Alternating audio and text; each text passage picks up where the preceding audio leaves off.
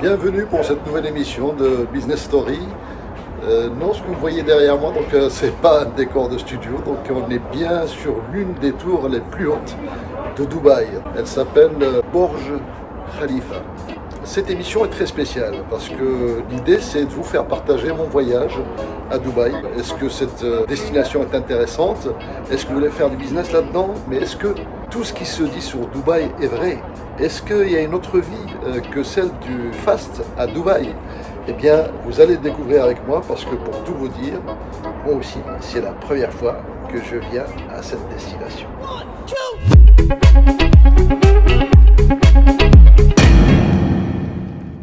Non, là, je suis pas encore à Dubaï, donc on est à Lille. On se l'appelle d'ailleurs. Eh bien, on a deux choix.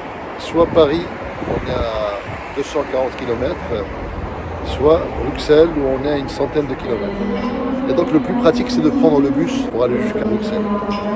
Alors je vais voir certainement le choc climatique qui va se passer plus tard.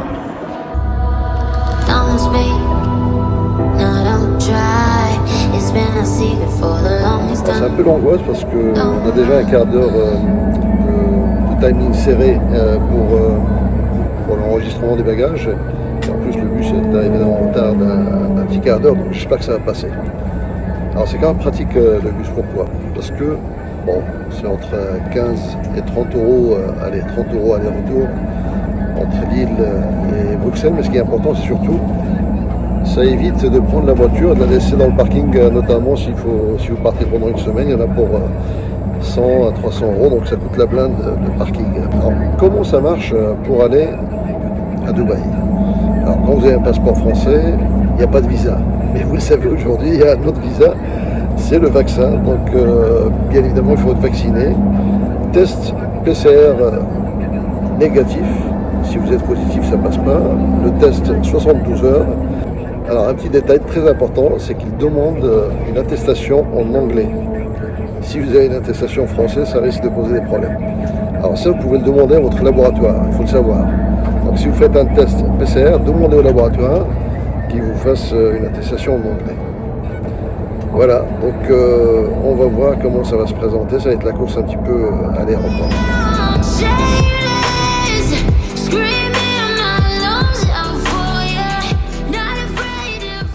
Bon, voilà, là on est à l'aéroport de Bruxelles.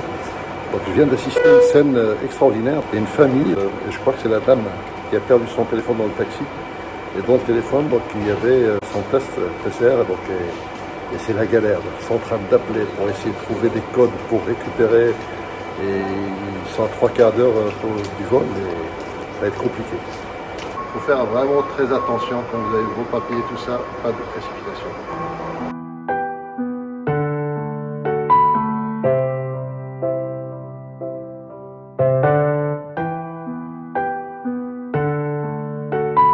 Il y en a pour 7 heures de vol, décollage 20 heures, mais il fait 23 heures à Dubaï, donc il y a 3 heures de décalage horaire.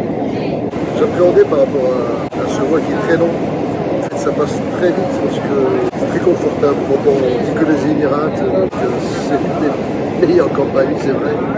Dès l'accueil d'ailleurs, on a un grand sourire, on est très bien accueillis. Il y a des 7 heures, on ne les voit pas passer parce que vous avez des écrans. Donc il y a plein de divertissements. Et en plus, c'est là où on voit qu'ils ne décident pas sur la qualité, c'est que vous avez vraiment les derniers films qui viennent juste de sortir au cinéma.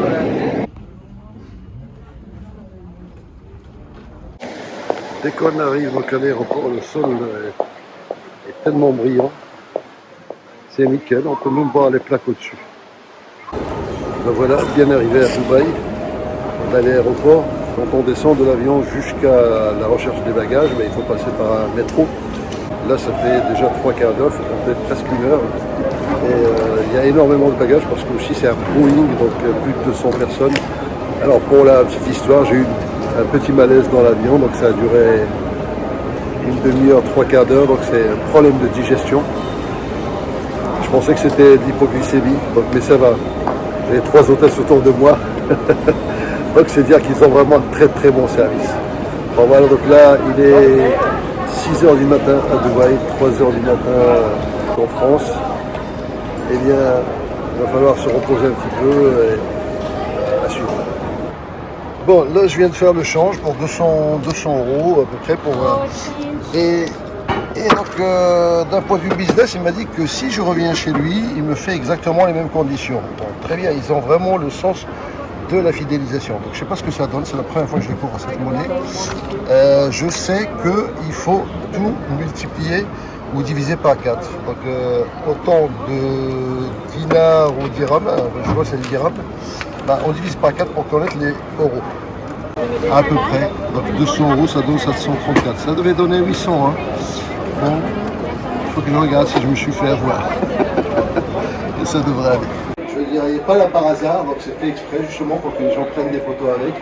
Et puis qu'on vienne découvrir cette boutique qui parle de l'Expo 2020. Et ça va faire un beau sujet pour parler de l'Expo.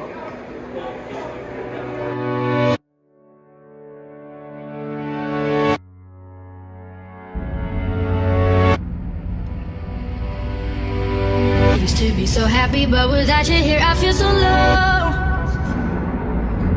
Voilà, c'est direction l'hôtel. Donc, à peu près 20 minutes de l'aéroport en taxi, j'imagine. I watch you as you left, but I can never seem to let you go. Cause once upon a time, you were my everything. It's clear to see that time hasn't changed a thing. It's very deep inside me, but I feel there's something you should know. Quand j'ai eu la clé pour la chambre, donc on m'a dit c'est 5104. Alors je dis bon, c'est le 5e étage. Il me dit non, c'est le 51e étage. Ah bon? Et je croyais vraiment que c'était une blague parce qu'en fait j'ai regardé que le bas, j'ai pas eu le haut. Et en fait j'étais dans une tour extraordinaire. Alors 51 étages, je vous dis pas. Donc quand vous voulez descendre, il ne faut pas aller descendre aux escaliers. Il faut prendre l'ascenseur.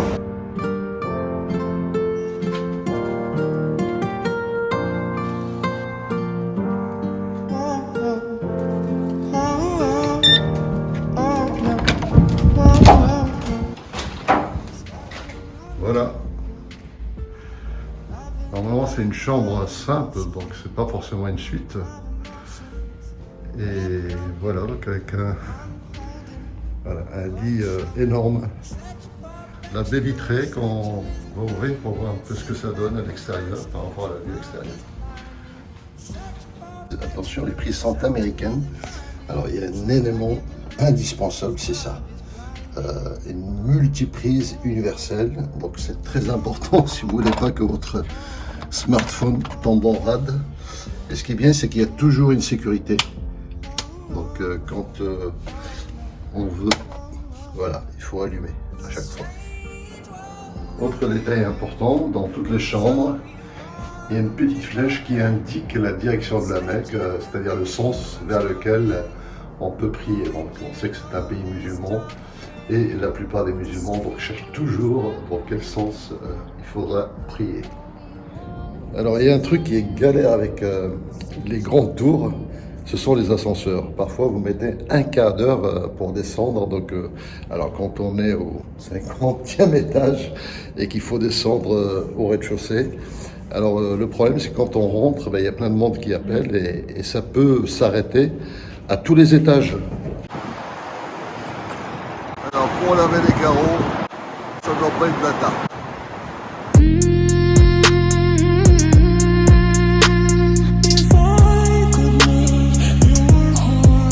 Bien évidemment, on l'a vu, elle est prenante quand vous êtes dans une tour, à l'étage. Ça, il n'y a rien à dire.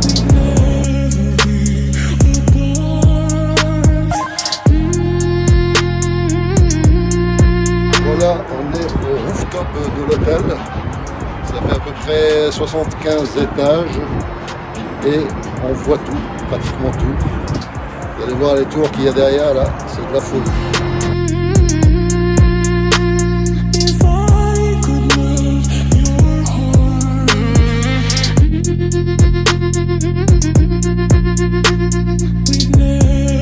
Ce qui est surprenant, la première chose qu'on voit, c'est les buildings, c'est ces gratte-ciel qui rivalisent tous les uns avec les autres. On a l'impression que chaque promoteur immobilier essaie de toucher le ciel. C'est à celui qui va pousser le truc le plus loin possible. Don't speak, no, don't try.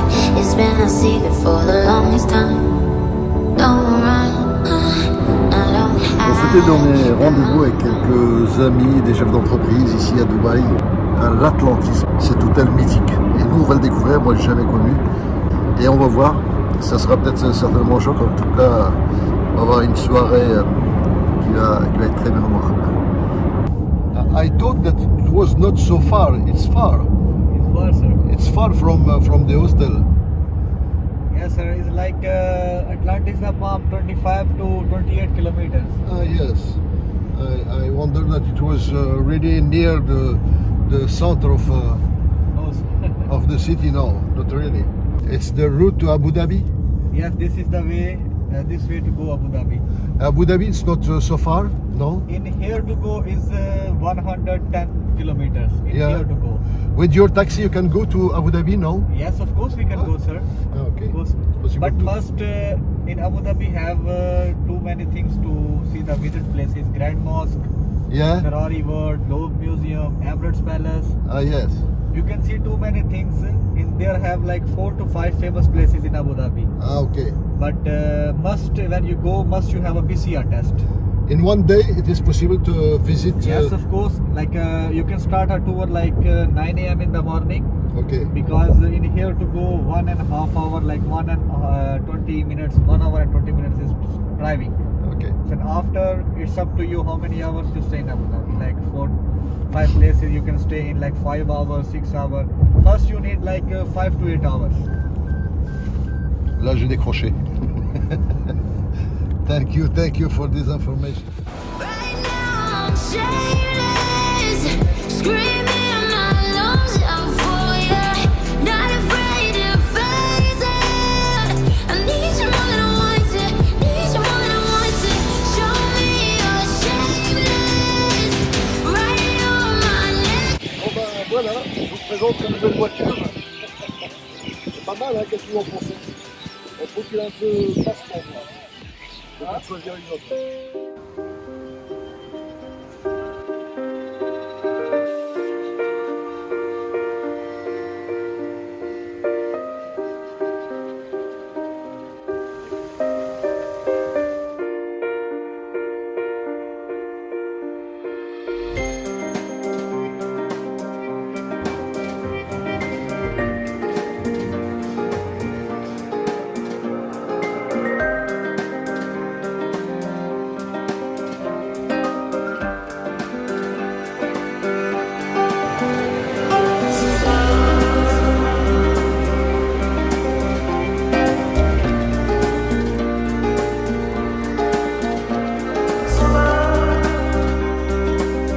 Voilà, donc je suis avec deux patrons extraordinaires. Donc, monsieur André Dupont, donc, le président du groupe Titanic, et monsieur Franco Amadei, que vous allez découvrir dans nos émissions. Voilà.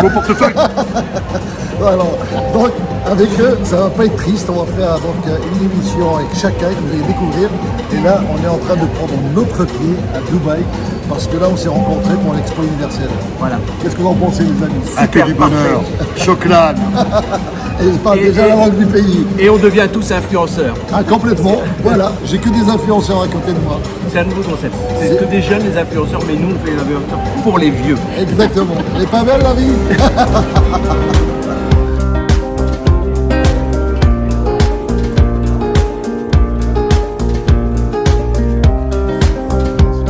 Tout est instagrammable ici. Donc même les fraises sont instagrammables. C'est incroyable.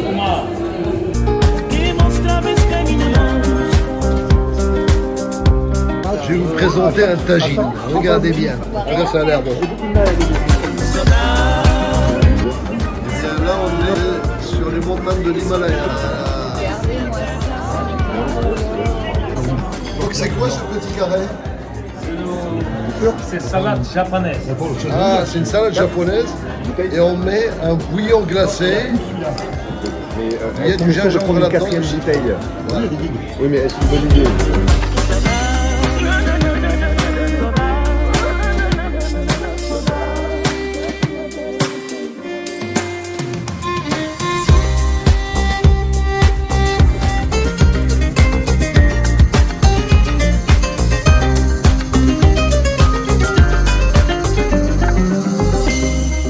Escrever, tá escrevendo. Sem mais que sem que dia que não voltar. Se posso escrever, tá escrever. Se posso esquecer, tá esquecer. On est dans le paroxysme de la personnalisation. Vraiment un peu le couteau. Et là, on a le couteau de dame qui est blanc, parce que ça coupe encore mieux que celui des hommes qui est plutôt noir. En plus, le couteau il est plus léger pour les dames. Ça, c'est du fromage au miel. Ouais. Je pensais qu'il y avait un trou.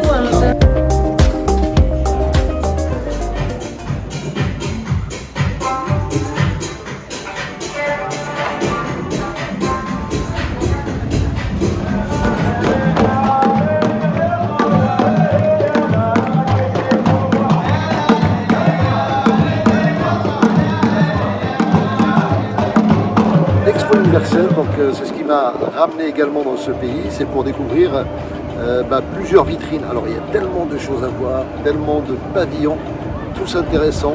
On a décidé d'en faire un épisode à part, donc ne ratez pas l'épisode sur l'Expo universelle, où là on va vraiment montrer tout ce qui se passe dans différents pavillons, et notamment le pavillon français bien évidemment. Pour l'instant j'ai fait quelques pavillons, celui qui m'a vraiment bluffé c'est le pavillon russe, où là on a vu qu'ils ont vraiment mis tous les moyens, et notamment en prenant comme fil rouge le cerveau humain, ils ont décortiqué à la fois pour expliquer comment il fonctionne, mais en même temps pour faire le lien avec l'intelligence artificielle. Et ça je trouvais ça tout simplement intelligent.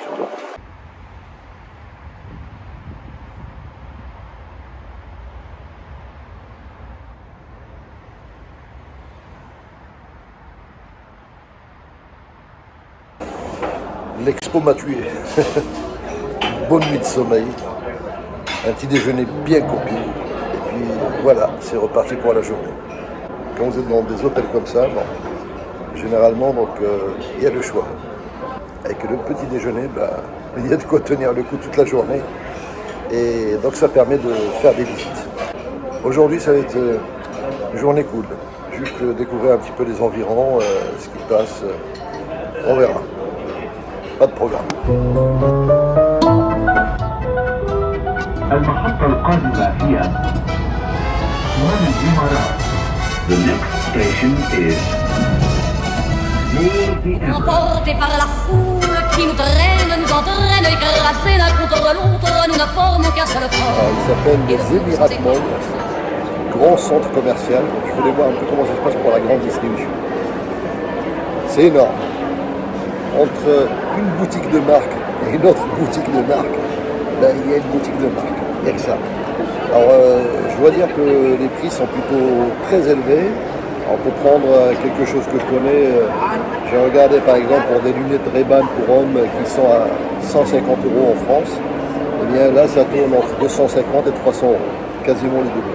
Chose extraordinaire, donc, depuis que je suis à Dubaï, je ne pense pas avoir rencontré des gens de Dubaï, donc des gens des Émirats arabes. Donc il y a beaucoup de Philippins, beaucoup d'Asiatiques, bien évidemment des Pakistanais, donc, il y a des Égyptiens, mais pas encore vraiment de gens du pays. Et donc je me dis que certainement ça doit être vraiment une population d'investisseurs, de business angels. Parce qu'ils ne sont pas dans l'opérationnel, même dans les magasins qu'on voit, donc souvent ce sont des expatriés, ou alors des gens qui travaillent ici mais qui ne sont pas forcément du pays. Les gens sont très respectueux ici, c'est incroyable. Alors, bien évidemment, ce sont souvent des employés qui viennent d'autres pays, et quand ils s'adressent à vous, donc c'est avec un énorme respect, souvent ils ne regardent pas forcément dans les yeux, parce que vous savez, le regard dans les yeux direct, c'est comme une offense dans la culture musulmane, la culture arabe. Donc c'est pour ça qu'ils regardent toujours plus bas. Tout est propre.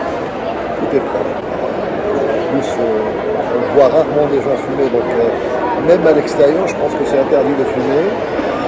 Alors il y a des espaces pour fumeurs, mais c'est hyper complexe pour les trouver. Donc les gens plutôt fument de manière un peu discrète. Alors c'est marrant parce que tout à l'heure dans le métro, j'ai vu qu'il y a des wagons pour femmes, presque la première classe, le premier wagon, c'est réservé pour les femmes. Je suis rentré dans un wagon, il y a un gars qui m'a dit non, c'est pas là, c'est de l'autre côté, pour vous. Et Donc ils ont un bonhomme, donc un agent de sécurité qui surveille pour que ce wagon soit vraiment réservé pour les femmes. Après, les autres wagons, c'est pas forcément que pour les hommes. Les femmes peuvent y aller, donc c'est mixte. Alors, généralement, on trouve quand même beaucoup plus d'hommes. Donc ce qui fait que les femmes sont vraiment quelque part privilégiées, contrairement à ce que l'on peut penser. Vous voyez donc dans le méga mall, dans ce mall des Émirats, il y a des cafés qui sont uniquement réservés pour les femmes. Elles sont à l'aise. Et puis quand on parle de pudeur, vous voyez donc il y a du nu, du moment que c'est artistique, ça passe. Donc il n'y a aucun problème avec ça. Donc il y a quelques clichés que l'on a dans l'esprit. Moi j'ai pas vu beaucoup de femmes voilées. Donc maintenant, attention, on est à Dubaï, donc c'est un brassage culturel incroyable. Donc, et tout ça, ça se passe dans le respect.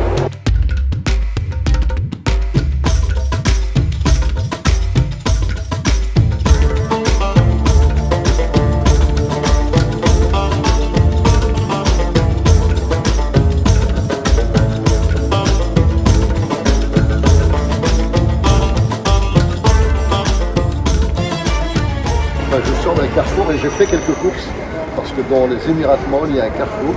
Et bien regardez ce que j'ai acheté. Donc un dentifrice de dépannage. Voilà, Crest, bon, marque connue. Ça, très important. Donc un adaptateur universel. Si vous n'avez pas ça, ben, votre batterie de téléphone est morte. Et sans téléphone, ben, on n'est rien dans ce monde, n'est-ce pas? Et puis ici, j'ai craqué pour ces godasses rouges. Bon, on est dans le pays du bling bling, c'est pas grave si c'est voyant. Mais ce qui est important, c'est surtout la semelle qui est souple, parce que là, on marche beaucoup. Alors tout ça pour combien, à votre avis? Tout ça pour combien? Eh bien, très intéressant, quand vous passez votre carte bleue, on vous demande, est-ce que vous payez en euros ou en dirhams? Donc vous avez les deux options. Donc là, bah, moi je préfère payer en euros, même s'ils ont pris des intérêts un peu plus. Donc moi je sais ce que j'ai payé. Et bien tout ça pour 18 euros. Hein, pas plus mal. Et là on est dans le Big Mall des Émirats.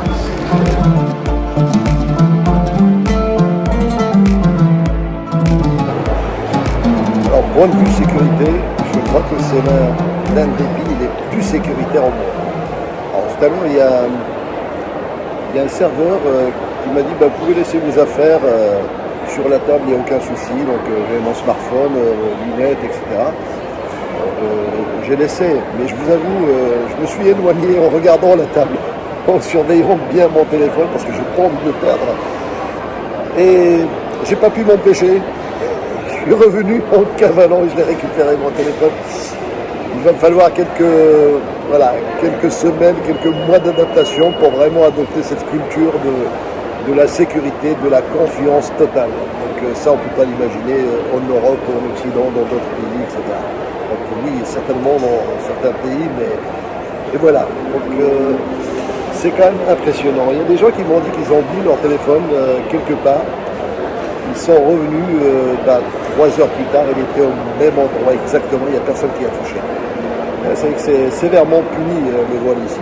C'est pour ça que ils rigolent pas avec ça. Et puis j'ai pas vu de personnes qui font la manche. Il n'y a pas de mendiants, il n'y a pas de SDF. Donc j'imagine qu'il va y avoir toute une stratégie qui permet de ne laisser personne dans la rue comme ça. Alors en tout cas, ça doit être interdit. Il n'y a personne qui s'aventure dans les feux rouges pour vous demander quoi que ce soit. Il n'y a personne qui vient vous réclamer quoi que ce soit. Donc vous êtes hyper libre. Sécurité, liberté totale. Ça va. Running out of breath, but I got stamina. Running out, I close my eyes, but I got stamina. And I see another mountain to climb, but I got stamina. I need another lover, but my Limite, des voitures de luxe à Dubaï, bien évidemment, il y en a. Dans du bling-bling, il y en a. Alors, comme les voitures de luxe sont plutôt assez extravagantes, voire très extravagantes, bien évidemment, on les voit et on ne voit que ça. Quand on vient en tant que touriste, on a tendance plutôt à les prendre en photo et du coup, ça fait des cartes postales qui donnent juste une partie de l'image de Dubaï. Mais il n'y a pas que ça, on trouve aussi des voitures normales. Donc, comme partout ailleurs, sauf qu'ils n'ont pas de complexe à sortir avec une voiture de luxe, ça ne pose aucun problème à ce niveau-là. Il y a des caméras partout. Et ce qui est marrant, c'est que je les vois clignoter. Et quand elles clignotent, en fait, ça veut dire que c'est pas de la vidéo à mon avis. Je pense que c'est une suite d'images qui est prise et ça, effectivement, ça bouffe beaucoup moins de mémoire. Mais en tout cas, il y en a partout. Et ça, c'est encore des éléments de sécurité. Enfin, voilà, on est vraiment en sécurité dans ce pays.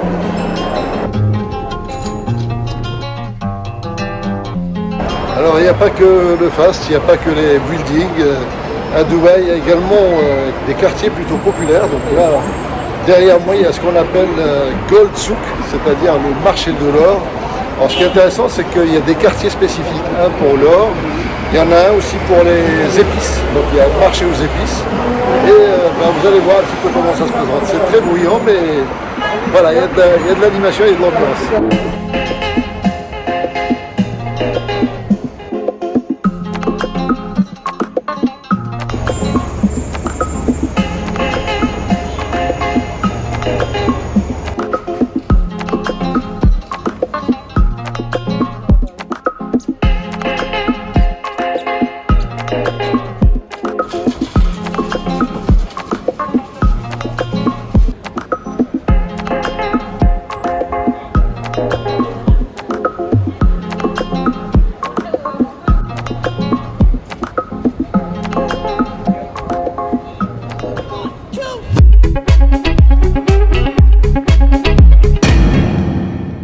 Histoire de respecter la règle de cette émission, quel pourrait être l'objet fétiche pour ce voyage à Dubaï? Le voilà. Ça, c'est la quintessence du voyage olfactif en Orient. C'est quoi? Eh bien, c'est du oud. Du oud, vous savez, donc cette écorce d'arbre très très rare qui est considéré comme l'un des parfums les plus prisés au monde et qui est vraiment le parfum symbolique des pays arabes, des pays musulmans. On en trouve beaucoup dans les pays des Émirats, donc, et d'ailleurs tous ceux qui y voyagent en ramènent. Moi j'en ai ramené donc deux sortes parce qu'on en trouve de toutes les sortes, de toutes les forces, voilà, le plus boisé, le moins boisé, etc. Et il faut savoir que ce parfum, donc ce oud, avait à la base des vertus médicinales et puis il a aussi des vertus spirituelles. Mon père s'en imprégnait beaucoup et donc j'ai un peu le parfum de mon papa et donc ça rajoute encore plus à ce côté fétiche par rapport à ce voyage. Et puis il y a une autre raison, parce que j'ai fait une découverte à Dubaï, regardez. Eh bien là, je suis quand même surpris, il y a un hypermarché où il n'y a que des parfums. C'est énorme, donc c'est que des boutiques de parfums. Alors je ne sais pas si c'est l'équivalent d'un supermarché en Europe, mais toutes les boutiques, c'est que des parfums. Bon, les parfums ne sont pas donnés, hein, donc c'est encore des grandes marques. Et il y a beaucoup de parfums qui sont effectivement marketés, mais avec des produits du Moyen-Orient, donc du oud, du jasmin, des choses comme ça. Ça sent bon, ça sent bon.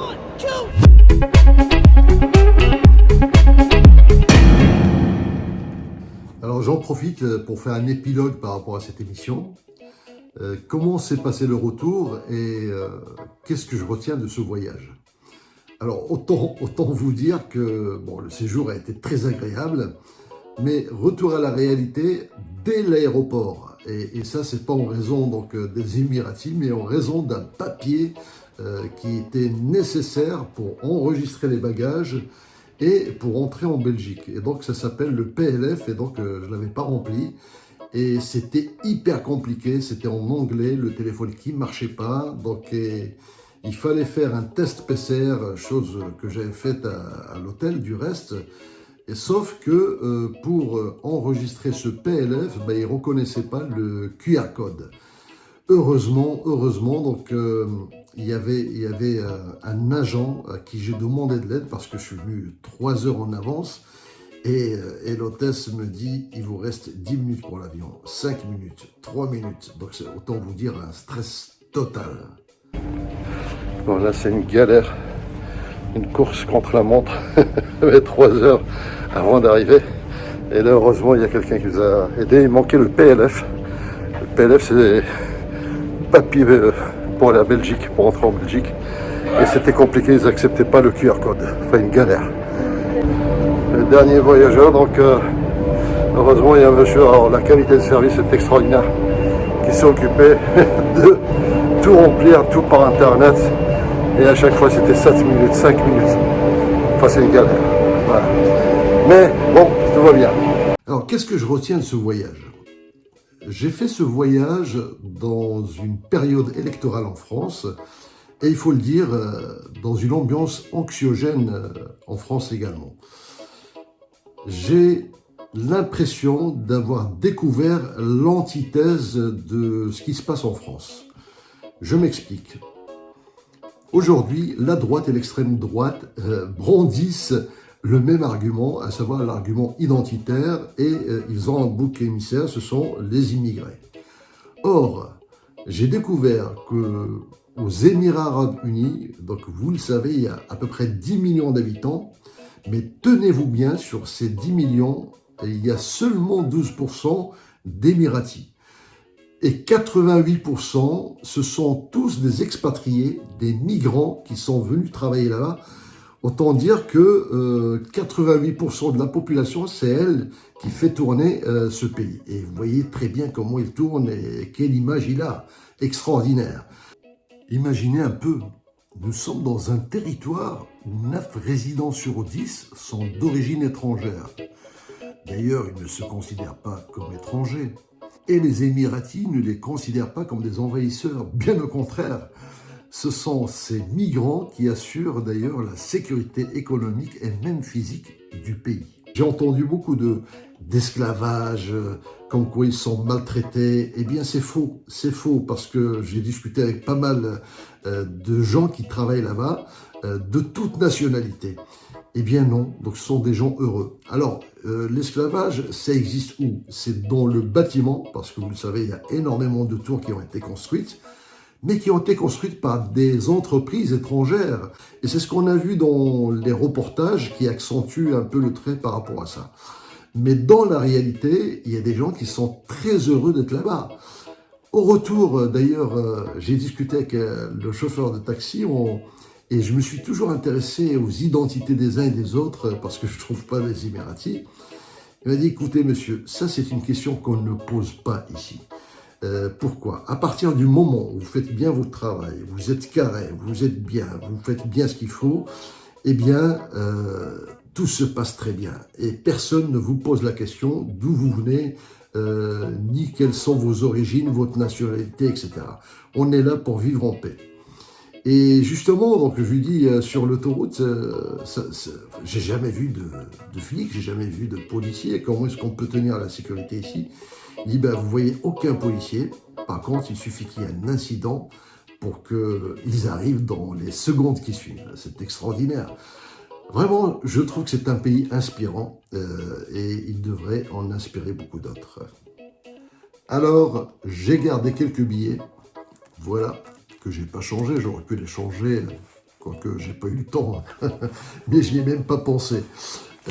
Pourquoi? Ben, je me dis que certainement je vais y retourner.